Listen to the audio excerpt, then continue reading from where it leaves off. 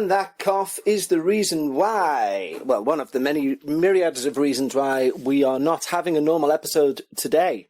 But Happy New Year! Happy New Year! Becca, I'm sitting on the bed where Becca is laying. She's on her 4th day of illness. And literally, to quote, my eyeballs hurt moving about in my head. Is this the truth? Yeah, that is the case, yeah. Which sounds absolutely awful and no doubt terrifying. It's kind of paranormal, really.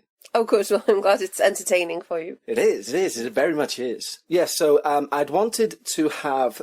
Today I promised everyone, and I'm going to let you all down on the promise, I wanted to have my dad telling a ghost story. But Christmas was a bit of a weird one, and we didn't really have time to get the recorder out. There was no apropos time. I don't think your dad wants to tell a ghost story, I think you need to leave him be. No, he does. He wants to tell one about... Well, he doesn't want to, but he said he'll tell one about using a Ouija board. And then we've had illness, and we've had all this other carry-on sort of stuff. And it's just simply not been possible, I'm afraid. But we didn't want to leave you empty-handed, and especially without saying Happy New Year. Because it is indeed... Today is Monday when you're hearing this, and it is indeed New Year. So Happy New Year! Happy New Year! She doesn't sound sick, does she? Sounds like somebody just wants to be brought food, I think, whilst having a nap. I'm joking. She is sick. She's very sick. So what we're going to do now is we're going to play a Patreon episode. I know, but at the same time, it's New Year's Day. I'm sure you're either all hungover. We'll be hungover, won't we? Yeah, with a bit of luck. Yeah, with a bit of luck, if you're not still ill. Don't even think like that. I know, yeah. And, yeah. I'm sure that you've got plenty to be doing and getting about with yourself. So there's just some background distractions for you will be this upcoming Patreon episode. And in the meantime, we wish you the very best for 2024. Don't we, Becca? We do. Hooray. Happy 24. Happy 24. K2K24. Okay then, guys. Enjoy whatever is about to come into your ear holes. Live from Liverpool, we need to talk about ghosts. Patreon Podcast with Kevin Eustace. It's time for a Patreon special. It's not a special, it's Paranormal Patreon. And with Becca. Hello. You took your time in introducing yourself. You threw me with the special. I was like, what's the I know, special? yeah. No, you know what? I feel like my voice is going. I'm very anxious about it because I've got a week's worth of mega recording coming up. Okay. Have you thought of anything to soothe? I've literally packed some Hall soothers from the drawer. Yeah, honey's good for your throat. Also. I've got honey in this cup of mushroom coffee. Good. So, no loud singing. Well, you know what I think it might be. I've changed the vape juice that I use. So, I bought some from Heron, didn't I? Right. For £1, as opposed to the ones I normally buy from Home and Bargain for £1. But I think it might be that. I think that might be harsh and like drying on the throat. Right. Have you got any of the old stuff? No, but I'm going to buy some today. Yeah. And stop using the other stuff. Anyway, how have you been? Yeah, I'm okay. Yeah? Mm-hmm. You know what, just before we get paranormal, I've just put it onto Facebook, but I've just remembered a very... You know, it's only as you get older that you think, that was a cool memory.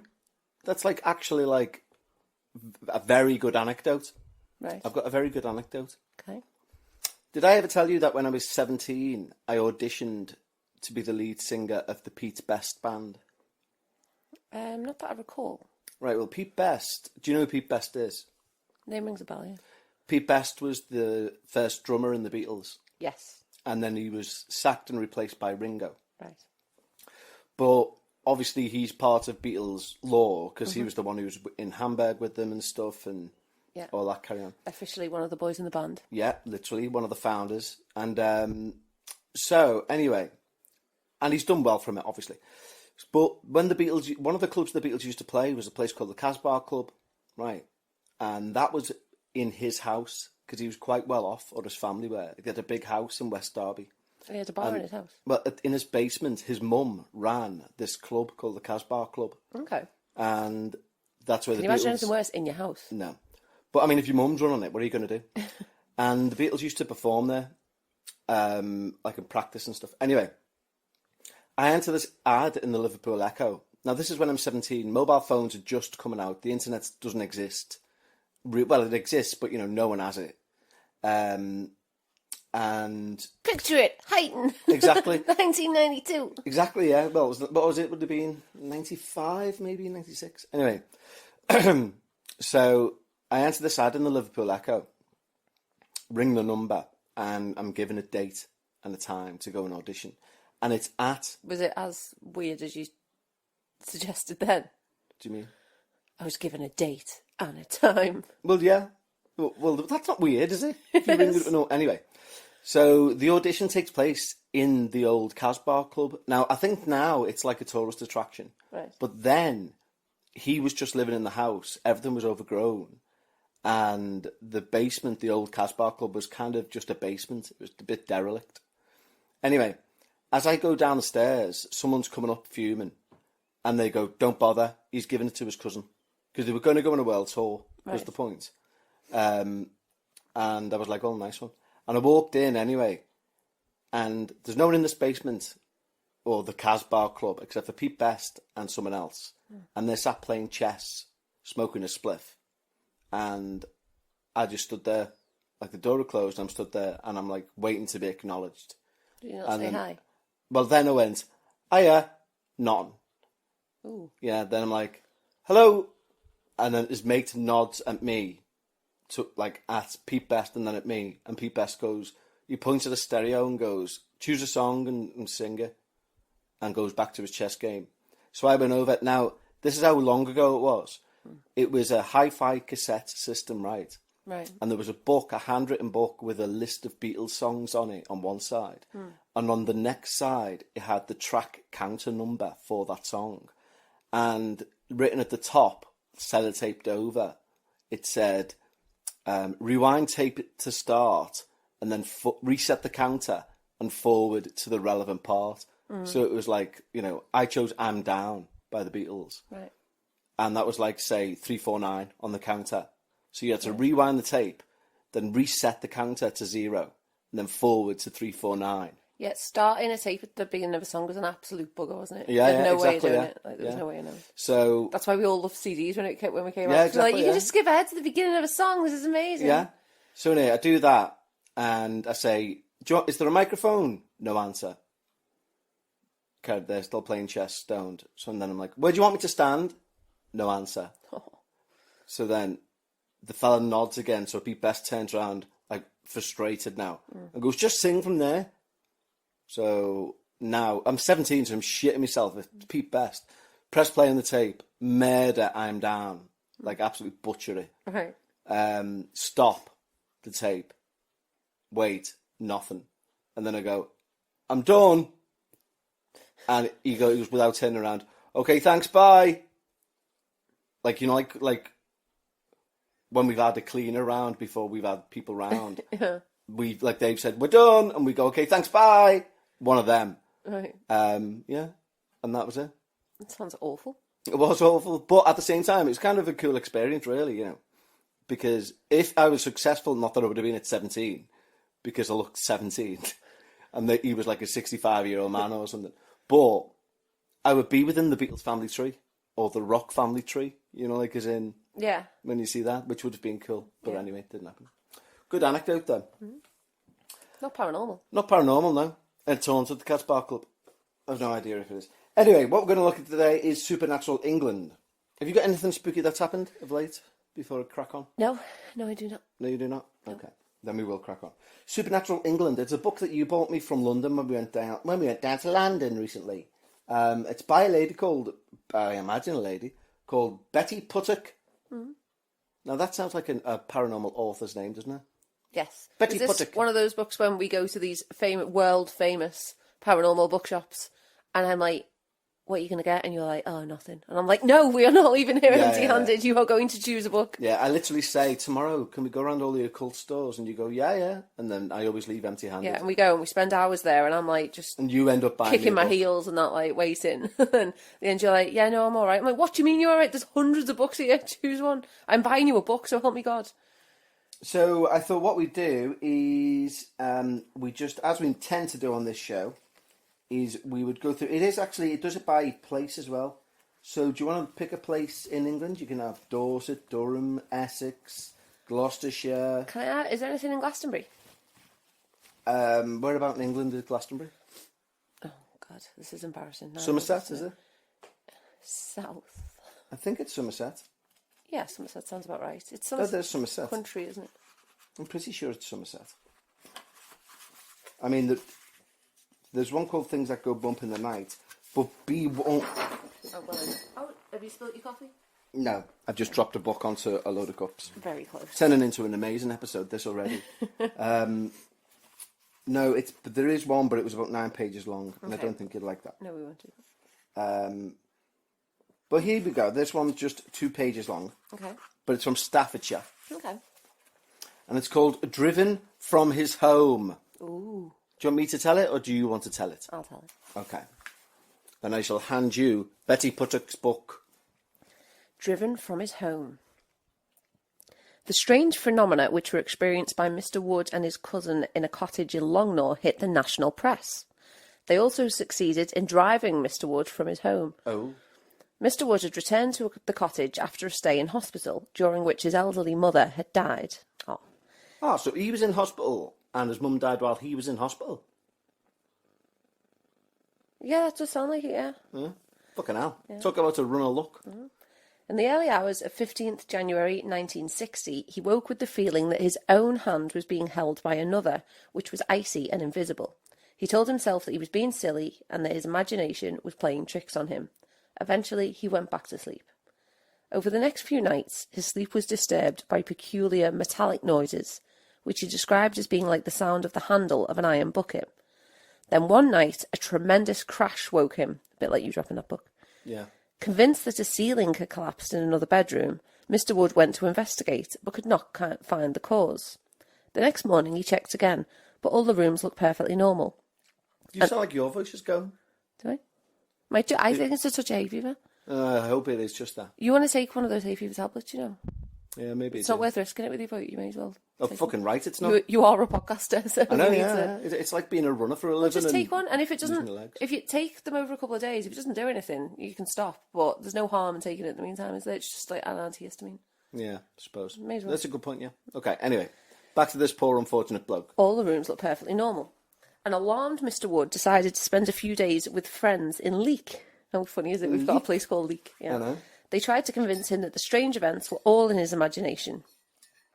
When he returned to his cottage in Longnaw, things appeared to have quietened down, until a few weeks later when he heard what sounded like objects bumping on the stairs. When he checked, he found that a number of empty cartons had indeed been thrown down the stairs. His worst fright occurred one night when he saw the latch of his bedroom door lift. Now that's already petrifying. Yeah, that's terrifying. A white-haired old lady wearing a black cape passed through the room and vanished through the wardrobe. No, Mr. Wood was terrified and slept with the light on after this event. unsurprised. He made inquiries of his friends and relations, and his cousin, Mrs. Brittlebank, told him of her own experiences in the cottage while he was in hospital. These are all very English names. Yeah, aren't they? probably, yeah, Brittlebank, yeah. Lady Brittlebank will be with you shortly, sir. Yeah, very much so, yeah. She had been staying there to look after her 80-year-old aunt, Mr. Wood's mother, during the final weeks of her life.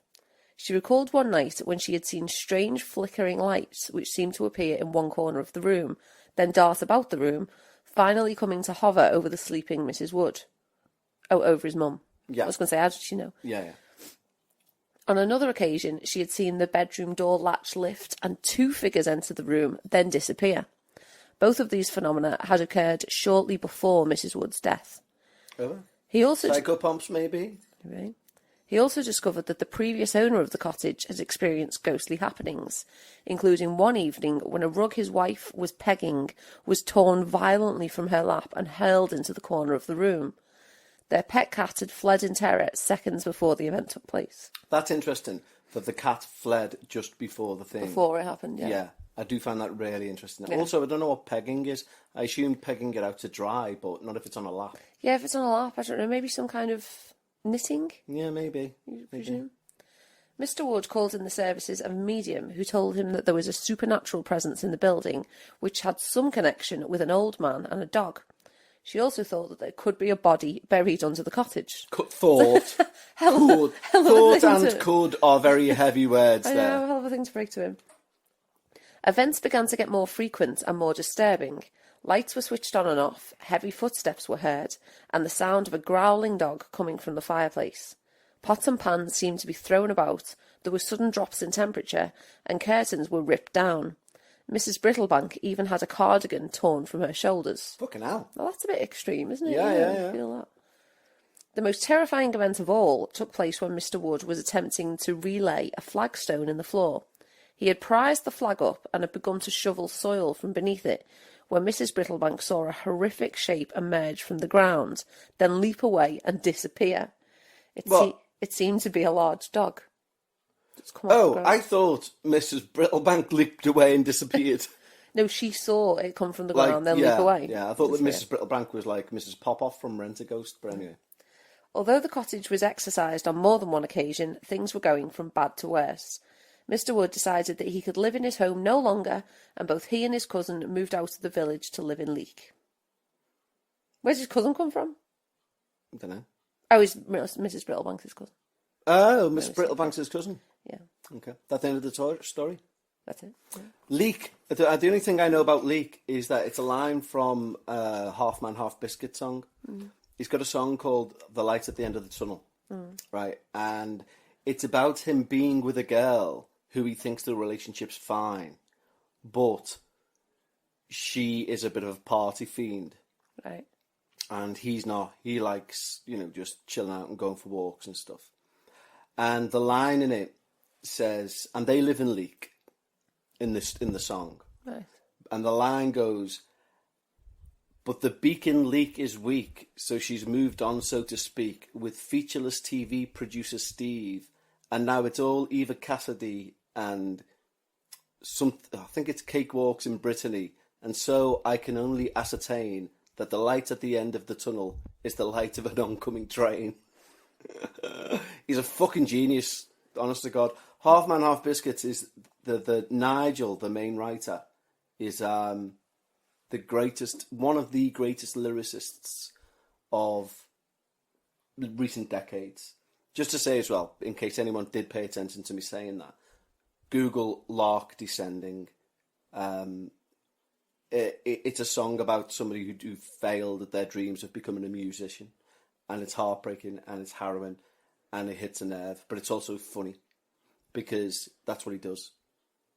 Like the end of there's a band called Dinosaur Jr. who you'll have heard of, who are like, he's got a very well respected songwriter within Dinosaur Jr. called Lou Barlow, and the end repose of Lark Descending by Half Man, Half Biscuit is him repeating the line, I should have been like Lou Barlow, but I'm more like Ken Barlow.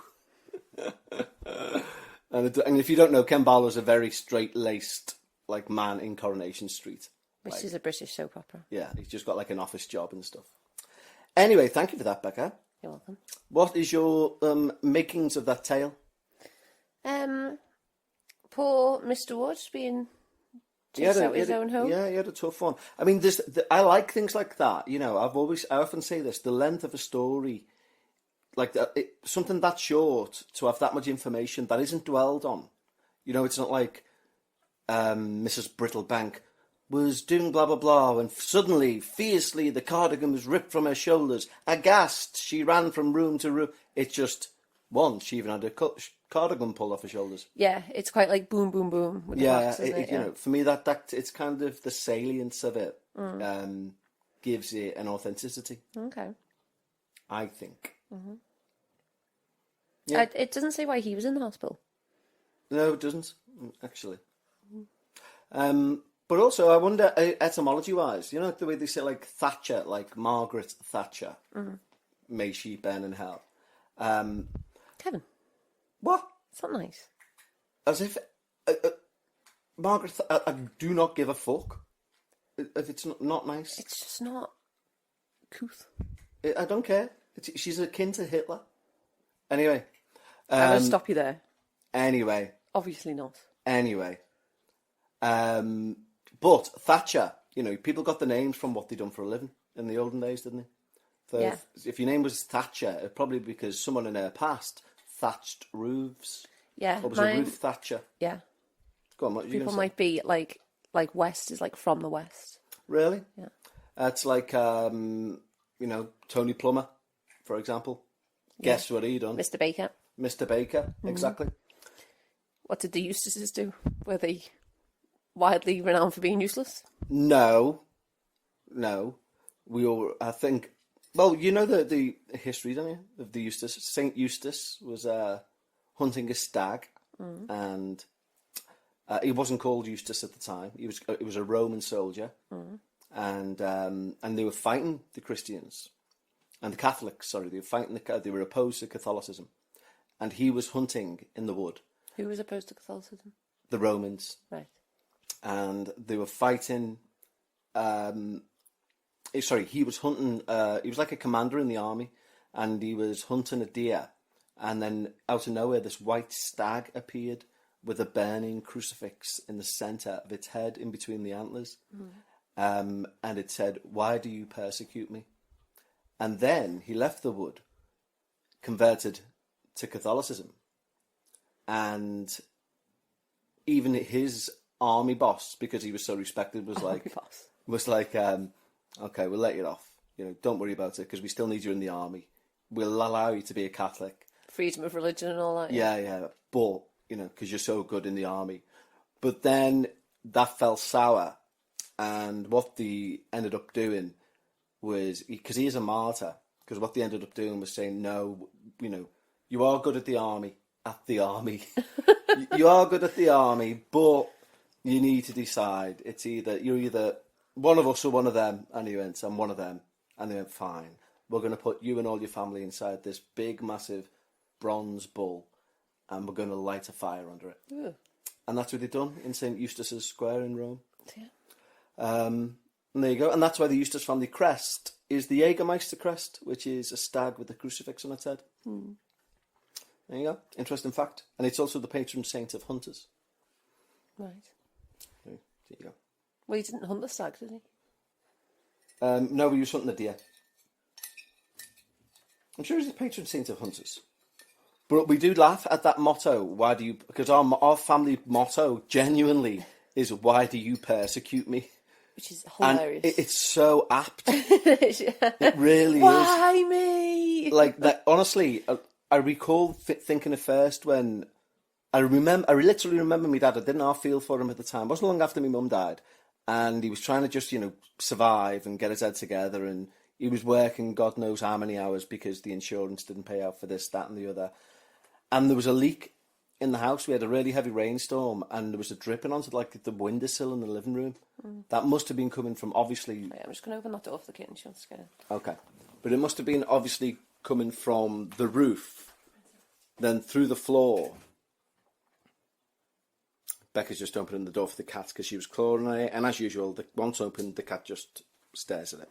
Well, She wants the option. Yeah, she just wants the option. It's not even a door to get into the room that we're in or anything. It's the door for under the stairs. Yeah. But still, if that's what she wants, that's what she gets. That's what she gets, yeah. So...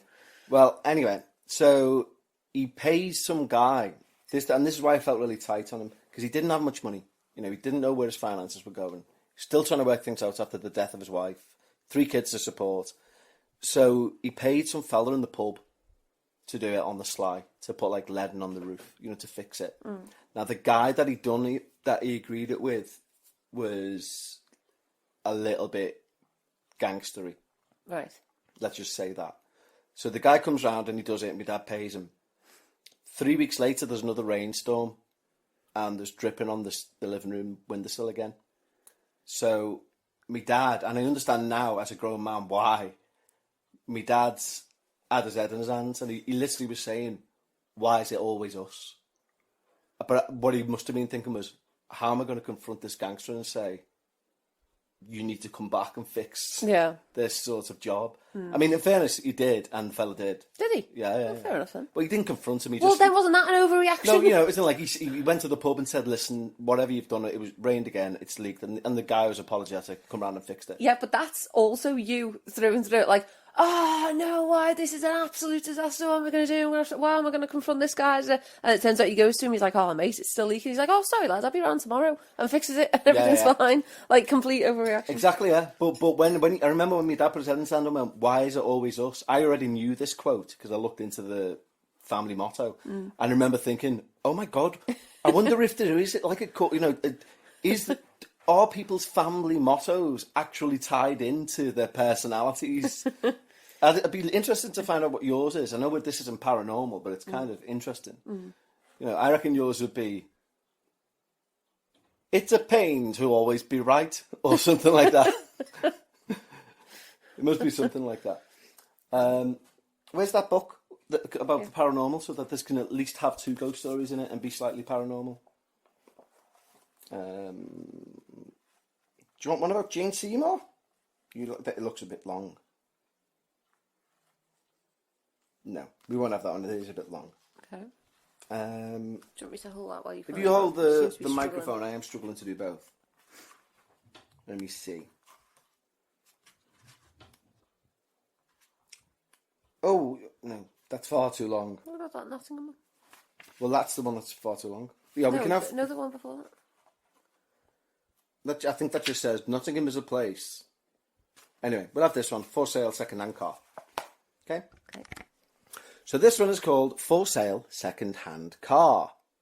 From a librarian in Edwinstowe comes the story of a haunted car. Interesting. A young couple were looking to buy themselves a family car.